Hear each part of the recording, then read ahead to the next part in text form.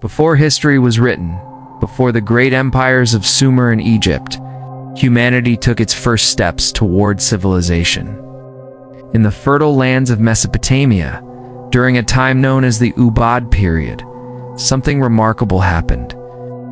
Here in the world's earliest towns, our ancestors began to give form to the divine. But when they looked to the heavens, they did not see their own reflection. These were some of the first settled communities on Earth. They were master craftspeople, shaping clay with an intimate knowledge of the world around them. They understood the human body, its curves, its muscles, its expressions. Yet when they created figures for their most sacred rituals, they deliberately chose a form that was not human. Archaeologists have unearthed these enigmatic figures from ancient graves, household shrines, and public temples. They are slender, elongated beings with reptilian or bird-like heads, wide obsidian-laid eyes, and sloping shoulders. Their bodies are sometimes adorned with tattoos or markings, but their faces are unmistakably alien. These were not crude attempts at realism. They were intentional choices. These early people knew how to sculpt a human form. They chose not to. Why? Why, at the very dawn of belief, did our ancestors imagine their gods as something so fundamentally other? They were placed in homes, buried with the dead, and honored in ritual spaces. Yes. They were protectors, givers of life, beings of immense power.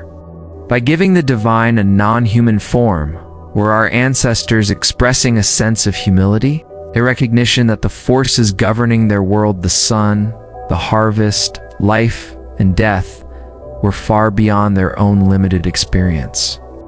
This wasn't an isolated phenomenon. Across the ancient world, from the Cycladic Islands to the Indus Valley, early representations of power often lean toward the abstract and the symbolic, rather than the literal. The divine was a concept, a force, not just a person. A god that looked like you could be understood, perhaps even challenged, but a god that was fundamentally different. That was a power to be revered, a mystery to be contemplated. Then, slowly, over thousands of years, a profound shift began. As cities grew into empires, as kings and pharaohs claimed divine right, the gods began to change their faces. In Sumer, the reptilian figures gave way to anthropomorphic deities with horns and majestic beards, beings who were more recognizably human, yet still set apart. In Egypt, gods like Horus and Anubis wore the heads of animals, a bridge between the natural world and the human one. By the time of the Greeks and Romans, the transformation was nearly complete. The gods of Olympus were sculpted as idealized humans. They were paragons of beauty, strength, and emotion. They loved, they argued, they meddled in human affairs. They were powerful, yes, but they were also familiar. The divine had come down from the heavens and taken a seat among mortals. This shift mirrors a change in humanity's own self-perception. As our civilizations became more complex, more organized, and more confident in their power to shape the world, our gods became reflections of ourselves. Authority, once an abstract, otherworldly force, was now personified in the image of a king, a warrior, a lawgiver. We began to see the divine in our own image, perhaps because we were starting to see ourselves as divine. The mystery of the unknown was replaced by the drama of the familiar, but the old forms never truly disappeared. They retreated into the shadows of our collective mind, waiting. And this brings us to a fascinating modern parallel. Today, when we gaze at the stars and imagine intelligent life beyond our world, what form does it take? When science fiction artists, filmmakers, and storytellers create extraterrestrials, they often return to a very similar visual language. The slender, elongated bodies, the large, dark, unreadable eyes, the heads that are too large, the limbs too long. The classic gray alien is, in many ways, a modern echo of those ancient Ubaid figures. This isn't to suggest a direct link or some ancient astronaut theory. Connection is far more subtle and profound. It's about how the human mind grapples with the concept of a powerful, non-human intelligence.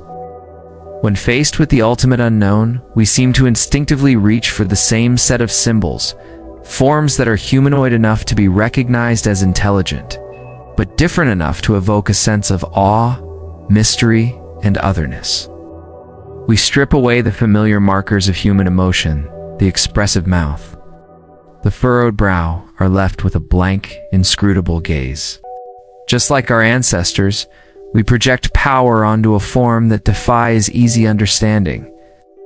We imagine an intelligence that is beyond our emotional and intellectual framework. It's a visual shorthand for the unknowable.